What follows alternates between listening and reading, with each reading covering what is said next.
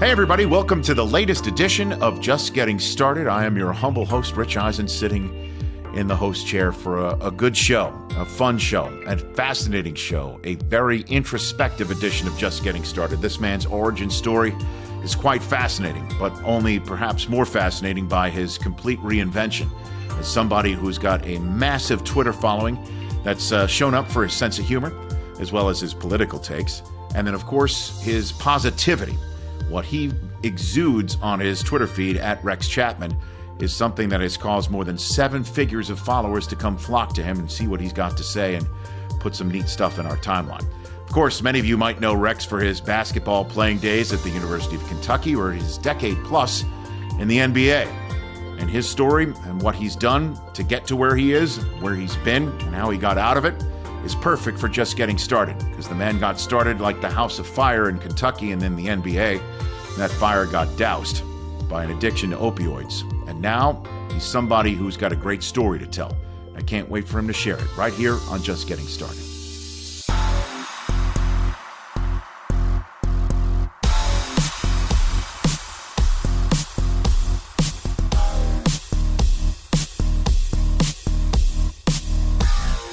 Here he is. My guest on this week's Just Getting Started is a man who you enjoyed again, as I mentioned at the top, in his basketball career, but what he's doing now through his social media feeds as well as his podcast, The Rex Chapman Show, is second to none. And it's something that we need in this day and age, is somebody speaking his mind while also injecting some positive into our world. He is Rex Chapman. How are you, Rex? I'm great, Rich. Thanks for having me. This is an honor, man. I know that this is a little bit of this is a different kind of pod. And Yeah. I'm all in. As you know, I think I do because I ask people to come on my pod. Come on my pod is kind of the new read my script. Yes. So when something that's a little different comes along, it piques my interest, and I know this one's a little different for you.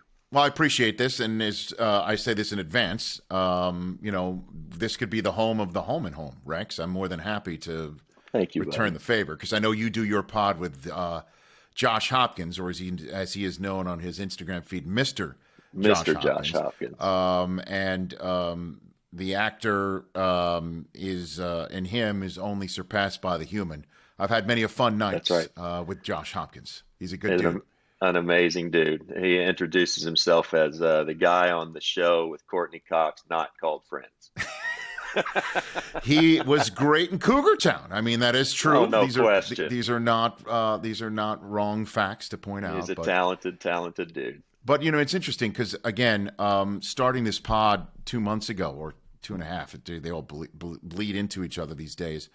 I wanted to start something that is different from what I do on a daily basis, where you've been on my regular daily radio TV show where there's 15-20 minutes, and clearly we will talk a little sports here, but we can't get in depth into what makes people tick. And the thing that I wanted to bring to a lot of people's mindsets, certainly with the pandemic having hit hard for so many people, and before all that, life was tough for so many people, and things getting tougher, is that you do have within you the ability to turn a page. You do have within you the ability to set your mind to something new and try to, as the title of this podcast goes, just get started, just getting started. And everybody's got an origin story, so let's start with yours. When did you first realize that you could play, or when did you first realize that you had a gift, Rex? Oh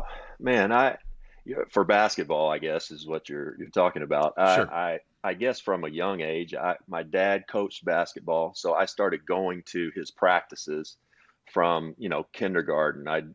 First grade, I would leave school and take the bus over to high school where his practices were. I'd do my homework while his teams were practicing, usually rushing to get my homework done. But I would watch his, and he had, I thought, really good players, and actually a couple of them were Jeff Jones, who ended up going and being Ralph Sampson's point guard at Virginia, played for my father in high school. So I grew up watching Jeff Jones play, and I started learning to dribble between my legs before I knew it was hard, when I was 5. So by the time I was 7, I could really do all that stuff. I knew that I was skilled, but I was never a great athlete until probably middle of high school. And at that point, my athleticism kind of came together. And I guess around that time, I started knowing that I was better than, most of the kids in my grade. And so, when did Kentucky come knocking on your door? When did that happen? Louisville was first, and I I'm grew sure. up a big Louisville fan. I was Mm-hmm. Daryl Griffiths, my all-time favorite guy, and so it was a big thrill to end up playing against him in the NBA for a couple years, ultimately. So, but I grew up a Louisville Cardinal fan, and they were closer to Owensboro, where I was from. They started recruiting me as a sophomore early in my sophomore year, and I had told Denny Crum, I'm coming to Louisville, and then right at that time. Joe B. Hall resigned from Kentucky. Eddie Sutton took over. They asked me to come for a visit. I went for a visit, and my grandmother lived in Lexington. That helped. And but yeah, it was going into my I guess going into my junior year of high school. They came calling, and then pretty much all the other schools did too. But I had a real fascination with Carolina from growing up. I visited Carolina, NC State. Jimmy V came to my Gee, house for an in-home what visit. was that like? I'll tell you exactly. It was the middle of the day. I came home from school one day. I went in the house. I saw a car was parked outside, and I started to go out there. And as soon as I started to walk out to see who was in the car, Jimmy V, he's in this car, and he's going, and he's pointing at his watch saying, no, no, no, you can't, I can't talk to you yet. And he was waiting for midnight. It had to be midnight before legally he could be there and talk to me. But he was there, he'd come from Raleigh, Durham. And I'll never forget him coming into the house and finally and talking to me and my mother and father. And he said, what do you want to study in school, Rex? And I said, business. And he slapped me in the face and said, business, we got the greatest business school in the world. He said, everybody's going to tell you the same thing. It's going to be just like this. And he slapped me right in the face. And sure enough, everybody did. We got the best. We got the this and that. But it was amazing. So, Oh Dean man, Smith came into my house, and I what was that remember like? What was that what like? was crazy was I didn't know, but my father apparently knew because my dad and mom were longtime smokers all the way through high school. They smoked while I was growing up. And we'd been sitting there for about a half hour. Dean's sitting there. Roy's there, young Roy, who did much of the recruiting, Roy Williams. And about 30 minutes into it, my dad just looked at Dean and said, all right, let's go have a smoke. And they went out and stayed for 2 hours on the front porch, just them talking, left me and Roy and my mom inside. And they were just sitting out there talking basketball, smoking cigarettes. So way cool, man. So cool. So, did your dad and Dean Smith go four corners on the rest of you? Is that what you said? Like, They did. They put it straight into the four corners. Iced it's it. just Played the clock out. played the clock out. How about that? And Jimmy V sat in a parked car till midnight to Yeah. talk to you, make sure he did it all buttoned up. Right there on Tamarack And Road. legally. Yeah, it was crazy. Real. Dude. It was kind of surreal. We lived in Owensboro, Kentucky, which is for Kentucky is a town of about 60,000. At the time, it was probably the third biggest city in the state. And Mhm. so, but still having those guys, Bobby Crimmins and every famous coach in the country come into our cafeteria and sit up on the stage with the teachers. It was a big deal for Owensboro, Kentucky, and for me, of course. it was exciting. And for people's frame of reference, what year was that? When you That were would being have been, recruited? oh man, mid '80s. So I went to school at college in '86. So this had been '84, '85. In fact, my mom just the other day, Yes. she dropped off a bunch of boxes that had been in storage, and I pulled them out literally yesterday, unopened mail from Carolina, Kansas, all of these coaches. Back when you had to do the letter mail, there's hundreds of letters just sitting there. I'm going to go through them at some point and see what everybody was talking about. So you technically told Dean Smith no when he just won with Jordan? That's why I'm trying to put this all together, pretty much. That right after that, yeah, right after that though, Michael was in the NBA, and And so I came home from school one day, and uh, at this point I was down to three schools: Kentucky, Carolina, and U of L. Hmm. And my sister was on the phone. She was a grade younger, right? And this was not great for either one of us, high school kids who want to be on the phone all the time anyway. The phone was off the hook from the recruiters all the time. And I'd gotten tired of it. But my dad made a rule that, hey, if recruiters call, you got to get off the phone, Jenny, my sister. So she hated this rule. And apparently I was home one day. She was on the phone. She clicks over on the other line and says, hello. And the voice says, hi, this is Michael Jordan. I'm here. Can I talk to Rex? And she said, yeah, right. And hung up and hung up on him.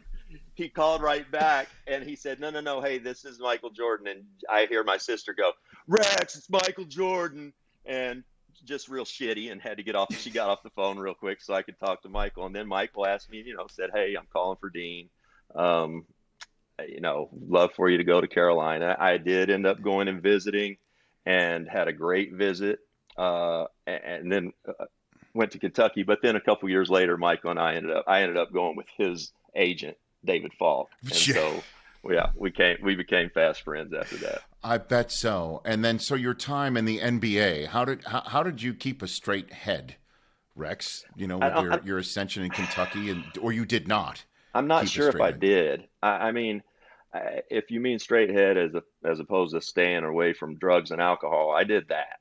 I was always an addict, I think. And when I think back, basketball addict first and foremost. And, nobody really has a problem with that because it's they think it's being channeled all in the right direction and it's good for you and all that stuff. But I was really, really one-dimensional, and I didn't really know who I was or what I was outside of basketball, and Right. I started having a family. My ex-wife and I, we've been married for 20 years, 4 great kids. But playing in the NBA is a weird existence. It's not real life. It's just, I feel very fortunate to have done it, and it was what I wanted to do. However, there were a lot of it was kind of like, be careful what you wish for. I didn't want to be interviewed every day. I didn't want to do other things except play basketball, and that's not all you have to do in professional sports. You've got to do other things. So it took me a while to learn all that, and I kind of rebuffed it at first. I don't know that I was the most approachable young athlete. In fact, I know I wasn't. I would play aloof a lot of the times with the media just so they wouldn't talk to me. Mm-hmm. And I think I suffered from social anxiety, for much of my life. So being around people that I didn't know or that just knew me from basketball, that's always been kind of awkward. And I've you walk out of the house, from the time I was 15, I've been recognized in this state and, pretty much everywhere I go in sporting circles. So, and that's not always comfortable. I've learned to, handle it better. But back to your question, what did I do? I learned how to be an addict. I went from playing during the season, and whenever I wasn't playing during the season, I was at the racetrack. If we played in New York and I had a day off, I was going to Aqueduct, and I was spending my day at Aqueduct. And if we were going to be a day in Philly, I was going to the OTB in Philly. And if we were going to Golden State, I was going to be at Golden Gate Fields. So I was playing horses my whole life. I was gambling, playing horses, playing golf, and playing basketball. And that's what I did, season to season to season to season to season, for 12 or 13 years. I had 3 surgeries my last 7 years of playing, Mm-hmm. and I wasn't very good my last year. I felt like I was going to retire at the end of the year. And I had an emergency appendectomy, and I got off the plane in Phoenix. The doctor gave me OxyContin. And, I'd had surgeries before. I'd been on pain medicine before, very briefly, but I didn't really like it because I knew I had to get back playing, and I needed to know if that hurt or not. I couldn't have it, numb. I needed to know if it was going to be all right.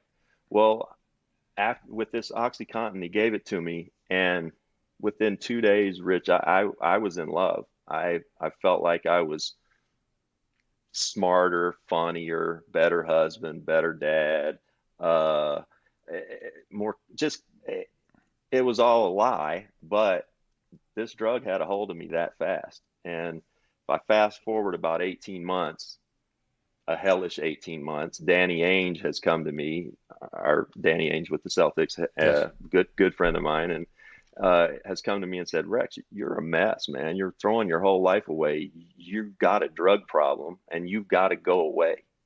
And I thought I was kind of mad. Like, who? That's how lost I was, though. This guy's looking out for me. And I was like, what business is it of yours? Mhm. However, he's the best person I've ever known, maybe.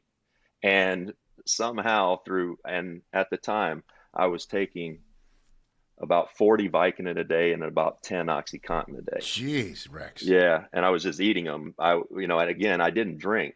I was just chewing them up to get them into my system. And with the OxyContin, they're time release. So when you break that time release, you're off to the races. And that, obviously that's how people die. They snort this stuff, they inject it. I was fortunate never to do that. And then, sorry about my dog in the back. No, it's okay. I've got two here too, Rex. Don't Yeah, worry. and so but that medicine, it just took a hold, and I went to rehab, and I got off the medicine, but I had another surgery shortly thereafter. 6 months later, I was back on the Vicodin and never went back on the OxyContin ever again. It was just a monster of a drug, but I was back on painkillers again, and really, Rich, in and out of that for about 15 years until 2014. I was arrested, got in trouble, and every time I talk about this, yes, it's therapeutic, but it does make me want to cry. Arrested for shoplifting in an Apple store. Do you own or rent your home? Sure you do. And I bet it can be hard work. You know what's easy? Bundling policies with Geico. Geico makes it easy to bundle your homeowners or renters insurance along with your auto policy. It's a good thing, too, because you already have so much to do around your home. Go to geico.com, get a quote, and see how much you could save. It's Geico easy. Visit geico.com today. That's geico.com. You know, this pod is born out of the pandemic, turning people's lives upside down, but painkiller addiction is a scourge in this country, still is. And, I wanted to get your sense that to try and help people in that regard. And that's what you do so well. You do that so much, Rex. I know you're being, modest right there with a little head bob, but it's true. So, and I kind of wanted to give you a second for yourself. What was it that moment that was the lowest moment for you? That's where it turned for you, was getting arrested? I think, again, if I go back, and it's really, really hard emotionally to go back because, my two older kids, they're 28, 26, 22, and 20, boy, girl, girl, girl. The two older ones were kind of together. The two younger ones were a little bit together. For much of the little girls' lives, I was not very good. I was on painkillers. And so when I was arrested, my son was in college, my daughter was in college, but these two younger girls were in middle school and high school. And just the guilt that I still carry over putting them through this, going to school, their dad, who's, people knew me in Phoenix. I'd just been playing ball there. Been living there for 20 years.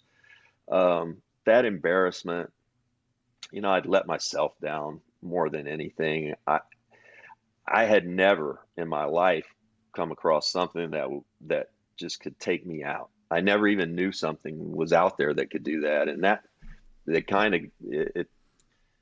I'm glad I know it, but it also, it's scary because you can be back there if you don't watch out. And so, you brought up a good point about the pandemic. And it's really strange retiring at age 32 or 35 or 38 if you're lucky enough to. At 32, whenever anybody asked me, what are you going to do all through playing? I always said, I'm just going to play golf and chase my kids around. That was great for about a year. Also, it would have been great if I hadn't been on drugs at that point, but I was. Um, I, Over the last year, though, Rich, I won't say his name, but one of my really good buddies, one of my moral compasses that I've grown up with my whole life, guy, he's an amazing dude, emotionally just right there, and almost never had a bad day in his life. And the pandemic came. He went through a tough time in his relationship. His dad died. Mm. He called me one day, and he's thinking about retiring here in a few years. And he called me one day just down and said, "Hey man, you ever feel down, like you you don't know what's wrong. You feel like you should be somewhere else, but you don't know where that is?" I said, "Every day, every minute." And I said, Mike, you're also going through something where you've been home and you're experiencing a little bit of retirement right now. It's kind of be careful what you wish for. You work all that time in your routine, and he's a worker bee too, and he Mm-hmm. likes to work. And all of a sudden that stuff's taken away. And when that's gone, it's just like playing basketball your whole life. When that's gone, you go into mourning. And whenever you retire, whatever it's from, yeah, I'm sure you're going to go through. There's a void there that you've got to fill somehow. And if you're not prepared to fill it right then and there, you can really veer off track. So, what do you say to people, Rex? I mean, again, Life's that's one of hard. the what I'm saying is that's one Yeah, of the reasons why I dubbed the name of this podcast "Just Getting Started" because there's so many different meanings to it.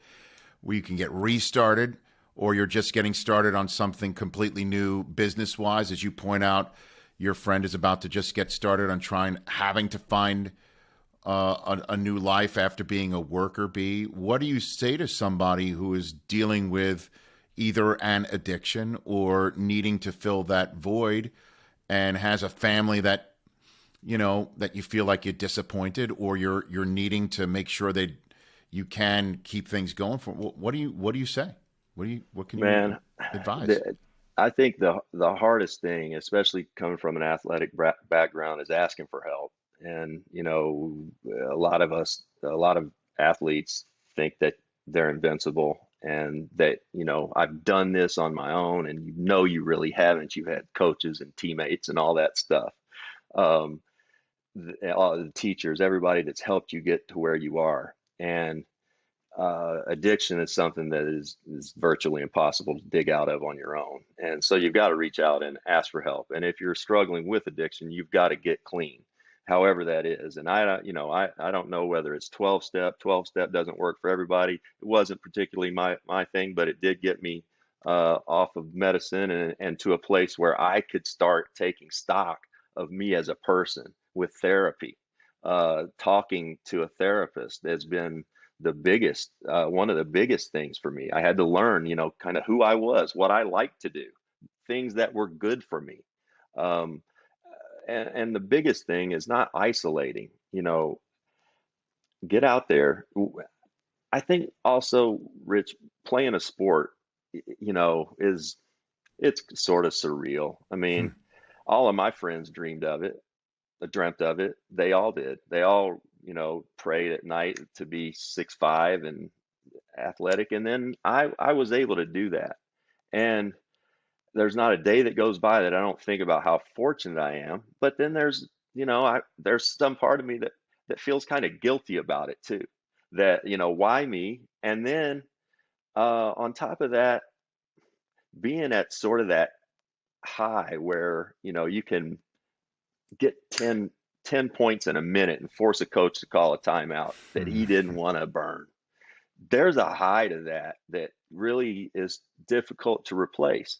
And no matter what you do in life, I don't know that you're going to have that particular, emotion. And so you got to be willing, you got to know that not everything's going to be that exhilarating, but there's so much more out there if you don't isolate.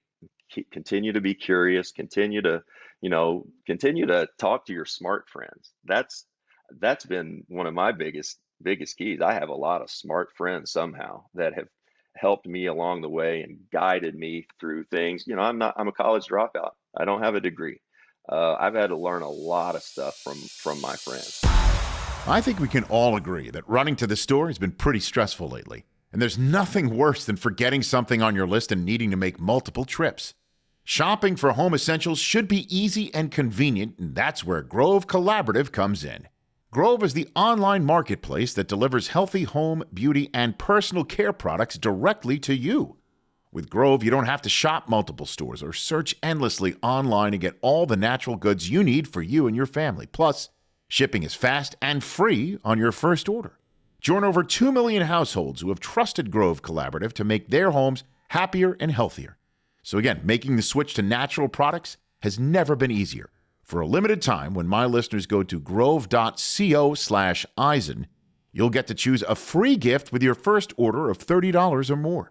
But you have to use our special code. Go to grove.co/Eisen to get your exclusive offer. That's grove.co/EISEN. So, how wild is it for you, Rex, that there's a whole legion of people out there who probably don't know you played basketball? That you, honestly, I mean, you have found a platform through Twitter and social media that has collected a large group of people. I see who retweet you. I mean, I follow people from politics. I follow people from movies, TV. I just follow people who put interesting things in my timeline with enough positivity. That's what I do. And obviously I followed you because I knew you from sports, and then I really enjoyed your style. The block and charge stuff really got me involved. That's how you drew me in. Yeah. But, there are a ton of people out there who might be like, he played basketball? I mean, how does that hit you? Because you have you have restarted in that respect, Rex.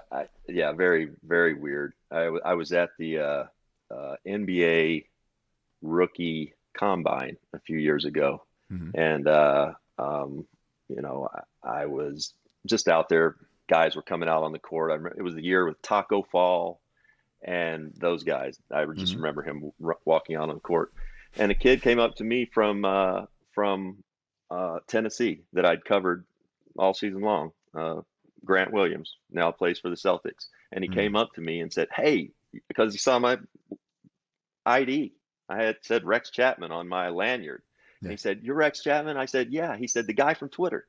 And I said, "Yeah." Yeah. That is Grant, amazing. that's who I am. Another time it happened was at the SEC tournament. I had to go get my credential, and I made my way to the bowels of in Nashville, wherever they had it. They had a bunch of interns there, 19, 20, 21-year-old interns. I gave them my ID, and I saw them back there kind of looking at it and whispering, and the guy came back and said, "Are you the guy from Twitter?" And I was like, "Yeah, that's me." I thought for sure, but in that moment, I just wanted my ID, wanted my credential, and I thought for sure he's going to be like, "The basketball player." I was like, "Yeah, that's me." No, the guy from Twitter. The guy from Twitter. So how did blocker charge start? Because I mean, is it just a bunch of nut shots that you found on Twitter and basically? One day a couple of years ago, and I may have mentioned this to you before on your other show. Yes. I was really down on the political climate. Twitter, I felt, was toxic. Social media was toxic. I was just over it. This was 2 or 3 years ago, and I wanted off. But in this sort of line of business, you kind of need some sort of social media presence. People you work for kind of want that as well. It helps. And one day, seriously, just scrolling through the internet, and I saw a video of a school of dolphins swimming into shore while a guy was paddleboarding out. And right as he's paddleboarding over a wave, one of the dolphins jumped up, hit him in the chest, knocked him off the paddleboard. And I said to myself aloud, "That's a fucking charge." and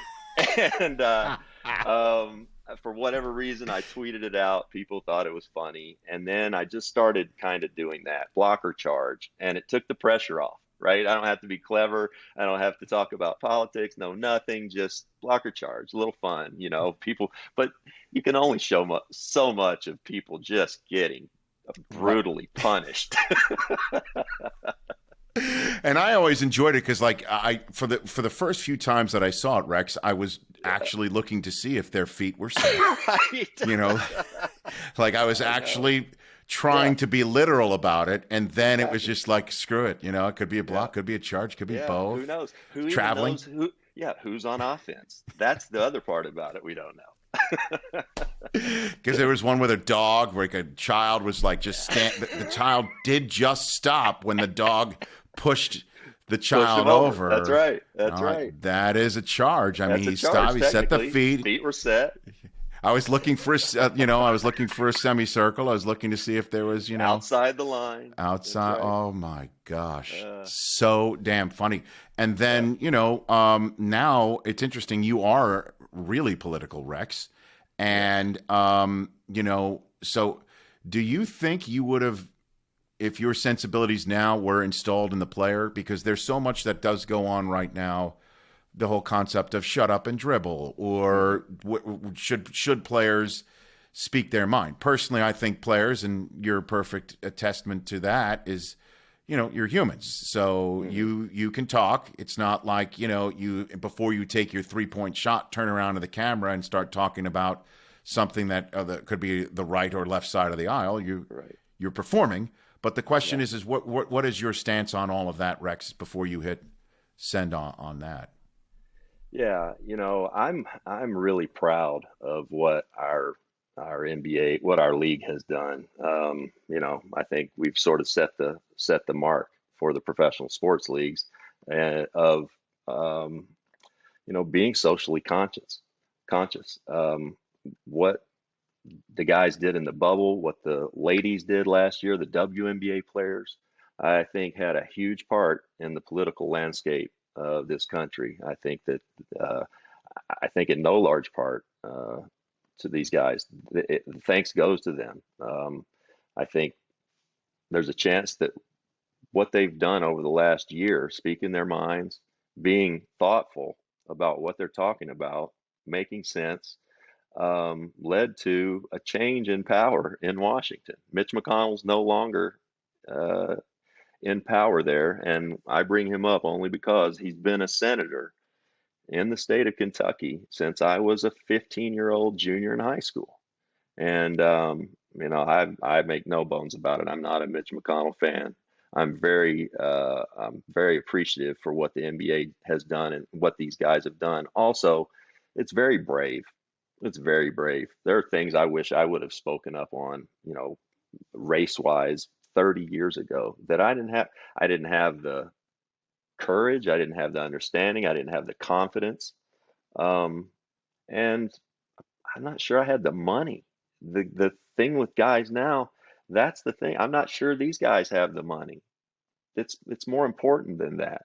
What we saw over the last year with George Floyd and Breonna Taylor right here in my backyard in Louisville. I thought I was just shocked, and I'm appreciative of the stance that the NBA has taken, and I'm appreciative of Adam Silver for his leadership. And then the aspect that I think has caused much of your following to expand and blossom, Rex, is just the positivity that you'll put in. I love it, and it's certainly in this day and age, again, maybe a podcast about argument or inflaming or talking about an issue that is divisive, in a manner that is exclusionary. We see that a lot. We see that. Yep. I mean, we see in sports the split screen and then the topic bar about something that's totally outrageous. I don't know. I kind of, that's my competition almost every day for the most part. But I wanted to talk about something positive here, and I mean, where do you find some of these videos, some of these beautiful videos of humanity? And then, of course, you know, you had me with the first dog video too, with the where my dogs. wife has even sent, here, take a picture of Dog this dog, videos. of our dog, and send it to Rex. Maybe he'll post it. It's Like so literally, great. that has happened. Yeah. So where do you find them, Rex? Man, Like, and at why? first I guess. Well, again, you know, you can only beat people over the head with blocker charge so much. You can only beat them over the head with political stuff so much. Whether you're on their side or not, you know, before long it just becomes white noise. And so, you know, we're all human, and many of us are pet people. I'm not so much into cats, but my daughter loves cats, so I have to love cats as well now. But By the way, I dogs. love how you tiptoe around Yeah, that see? subject, because you know, cat people. When I somebody know. says, "I'd rather just not be around a cat," you know, I know. I just love, out of all the subject matters that we've hit directly I tiptoe in around this the cat. podcast, you just tiptoed around Yeah. criticizing cats. I know. I didn't want to just come straight out and say cats are assholes. I didn't want to say that. That is so funny, but But I didn't no, interrupt. just- I just had to point that No, out that you. I'm with you. I'm just saying, you know, mix in the feel good stuff. And, you know, I guess I did spend more time a while back looking for stuff, trying to find stuff. Anymore, I'm so lucky, Rich, because I'll go work out, I'll get done, and there's 5 people that I know strictly from Twitter who've sent me 5 just beautiful feel good stories, and I got to kind of pick at that point, and then maybe just put a little wording behind it. It's really easy at this point. I'm very fortunate. None of the content is mine. I have such good friends and such good people out there in the Twitter sphere that just send me great stuff. It's awesome. So you get just unsolicited, here's some videos I found, and they give it to you because they know that you've got the platform, you'll hit it out there, huh? Yeah. That is so cool. Can you drop a name if you don't mind? Like who have you gotten to know through Twitter that you don't think you'd ever have gotten to know potentially through? Everybody. I remember waking up to now, mind you, I lived in my car for a few days a few years ago, 5, 6, 7 years ago now. But I woke up one morning here not long ago and had a direct message from Sacha Baron Cohen. And and it was about Trump, and how it was after the January 6th thing. And he was really, as many of us were, hoping that Twitter would ban him. And he asked for my help. I put out a couple tweets. I amplified his tweets, and in a couple days, the man was off of Twitter. So that sort of blows me away. A guy like Sacha Baron Cohen, who, forget what you know about him as an actor, that's a brilliant human being on a different level, kind of brilliant. So things like that. When I look up and I see, I don't know, Nancy Pelosi's following my account, or you know, some leader from another, you know, New Zealand. I don't understand really how it happened. And many of these people, like I had Jane Lynch on, the actress Jane Lynch, On your pod. on our pod the other day, and she had no idea. She just knows me from Twitter. She knows Josh Hopkins, Mr. Sure. Josh Hopkins, a little bit from the acting world, but she has no idea that I'm played sports or anything. She just knows me from Twitter, which is surreal. And I'm finding more and more that the other part that I'm finding, like you said, Rich, we're all kind of searching, especially right now. We've been shut down for a year and we're searching for that community. Yes. I think a lot of this has been, you know, kind of therapeutic. You get together with like-minded individuals, and, you know, I think you want to be challenged in this social media space somewhat by people who know more than you do. That's what I look for. I don't want to just follow dummies like me. I want to follow people smarter than me. And connecting with people like that through Twitter has just been phenomenal. Let's talk Sleep Number right now, folks. Why choose proven quality sleep from Sleep Number? Because a good night's rest helps boost immunity, improve recovery, and increase energy. Many of us don't realize that our daytime habits drastically impact the quality of our shut-eye. When we devote small moments throughout the day to recharging, we set ourselves up to get the quality sleep we need. So try adding one or all of these micro steps to your daily routine for more restorative sleep. Charge your phone outside of the bedroom. Read books in bed to calm your mind. Try morning yoga or meditation. Schedule monthly mental health days and truly log off. I mean, truly log off. Proven quality sleep is life-changing sleep. Introducing the new Sleep Number 360 P5 Smart Bed. The Queen now only at $1,799. Only at Sleep Number stores or sleepnumber.com/Eisen. So before I let you go, Rex, just a little bit of fun here.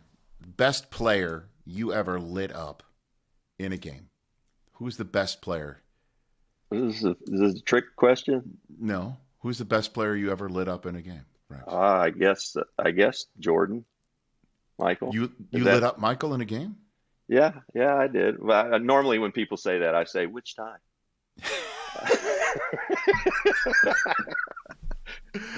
Pardon me if there's a famous moment where you lit up Jordan that I memory hold for some reason. No, go ahead. Yeah, I think well, we did. We beat them when they were 72-10 or 72-10. Is that the Last Dance? The Last Dance Bowls. That's right. Okay. Yeah, and so we played them at our place in Miami. We only had 8 players available because we just made a trade, and they came to our place down at South Beach, and they were out. When I say they were out all night, they thought this is an easy win. You know, we were 41-41 that year, and they swept us in the first round of the playoffs like we were a JV team, 3-0. You know, best 3 out of 5. But this is about a month before all of that. And when I say they were partying on South Beach all night, I know they were because I was there with them. And so we sneaked them. We sneaked them the next night at our place. I got 39, and we won, and gave them one of their losses for that season. And then we actually played them about 2 weeks later in another regular season game. Yes. And Michael and I have known each other forever. Right. And the jump ball went up and threw the ball up, and he went and cracked me in the sternum with an elbow right from the get-go, where I went, oh, shit. And I went, I guess it's going to be like that all night. And guess what? It was. He got like 40 3/4, didn't play the fourth, and I went like 3 for 13 and had 13 points, something like that. But yeah, there you go.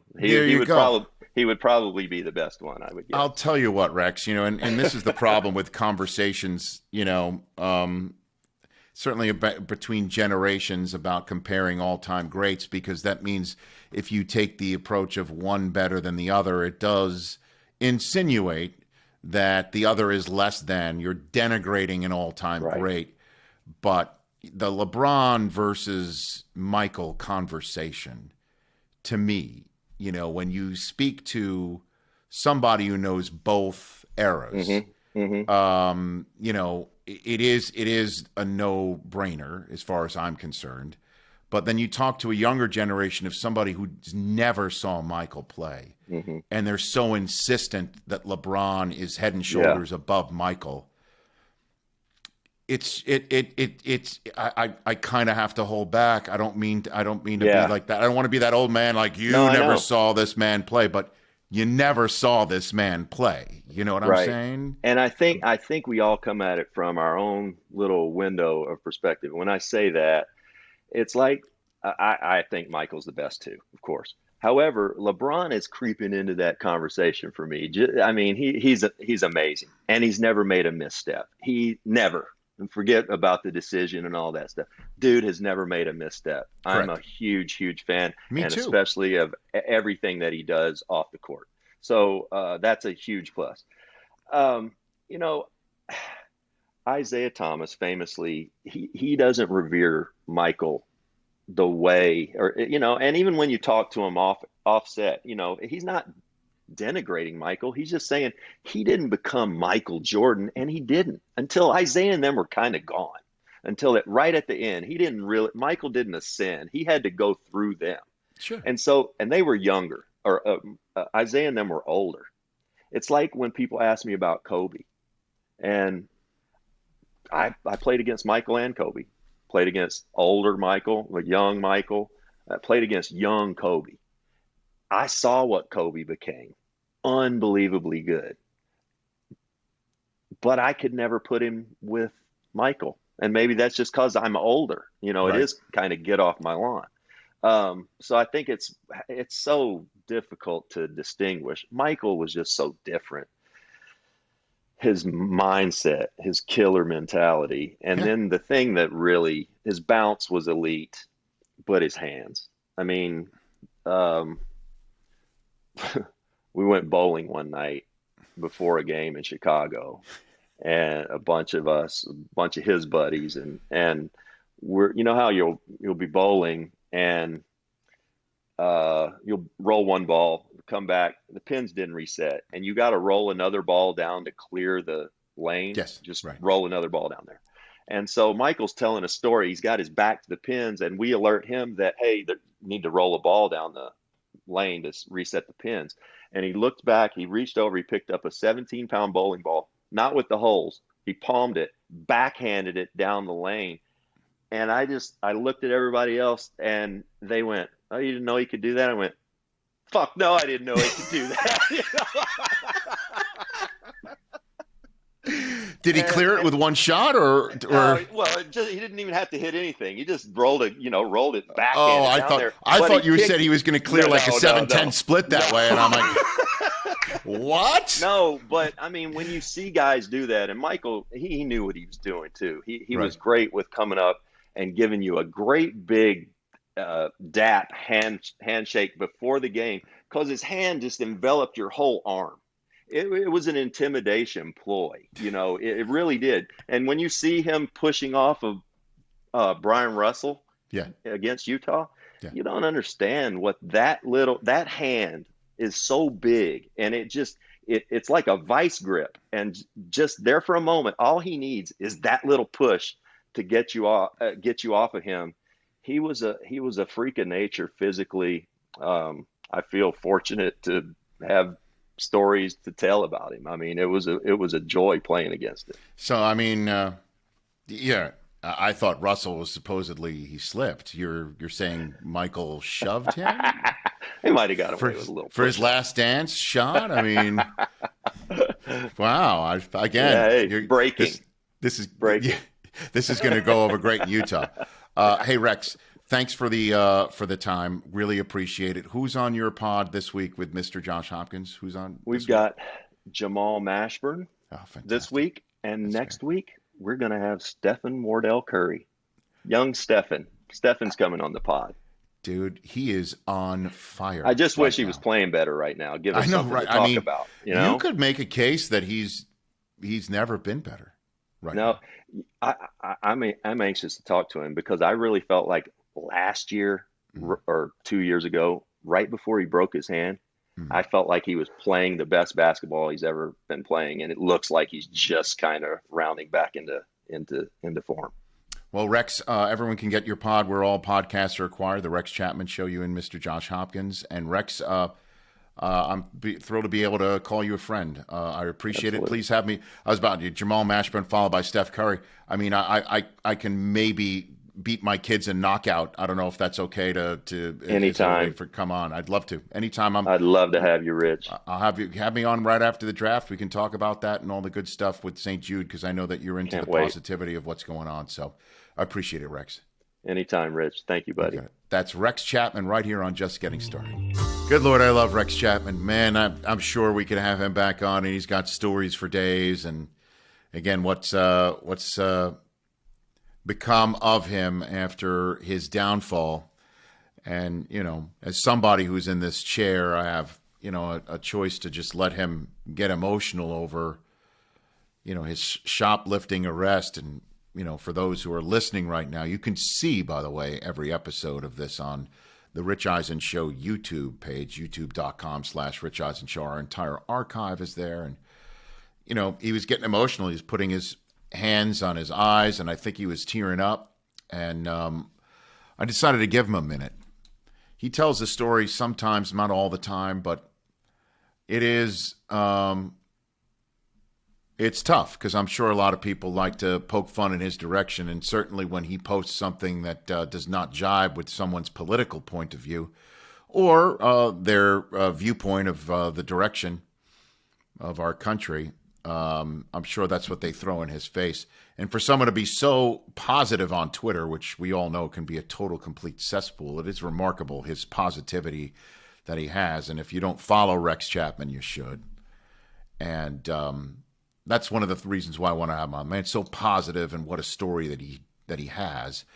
You know, and what I mentioned about St. Jude, my annual run that I run every single year in my suit and tie at the Combine. There was no Combine this year because of what was going on in the world. And so I didn't know if I was going to have my run this year for many reasons, because I didn't know when we could do it. I didn't know, you know, when it could air. I didn't know anything other than the fact that I wanted to do it in some way, shape, or form because it's now done on behalf of St. Jude Children's Research Hospital. So it's going to get announced later on Wednesday, on the 21st. I don't know when everyone might be listening to this podcast on the April docket. But that's when we're planning on announcing it. It being me running for St. Jude Children's Research Hospital this year, with the run airing during the NFL draft, and me having not one, not two, but 16 other people run it with me. I can't give out too much more information right now on this show, but what I would love for everyone to do is go to stjude.org/runrichrun and donate. Give whatever you can. Every single dollar counts, because St. Jude Children's Research Hospital, everything they do there is donation-based. And everything that they do there is get sick kids better. People come from all over the country to go to St. Jude. And what's covered for the families who go to the campus at Memphis, Tennessee of St. Jude Children's Research Hospital, they cover everything. They cover healthcare. They cover the costs of traveling to and from St. Jude. They cover lodging. They cover room and board, food. They cover everything for every family, so they don't have to worry about picking up their lives and leaving their jobs to go with their children who have just gotten the nightmare diagnosis for all parents out there. The nightmare diagnosis that the sudden pain in their leg, or their sudden pain in their arm, or their sudden blurriness of vision, their sudden inability to stay upright, that they're losing their balance, is in fact something born out of cancer or a disease that needs immediate assistance. And St. Jude brings everyone there and makes sure they never see a bill, so all the families focus on is the children getting better. And they also, that's why they call it Research Hospital, they also make sure that kids don't have to go to St. Jude, because the research that they do there makes these cancers more curable. So St. Jude is a place that's heaven on earth, to say the least. And that's why I run for him. And this year's run is going to be special because of the 16 people who are running with me. I've got some assistants. We're running in the home of the Super Bowl, Super Bowl 56, here in Los Angeles, SoFi Stadium at Hollywood Park. I'll throw that one out there for everybody here on Just Getting Started. And we just ran it this past weekend. I'm in one piece, I'm happy to say. My time has been filed for 2021, and I have a pretty darn group of humans and players who ran with me to raise some money. So we're going to show you the contents of that on the NFL draft. I'll do another pod next week before I leave for Ohio for the NFL draft, right around the corner. But for everyone here on Just Getting Started, I want to thank Rex Chapman, and we'll see you next week.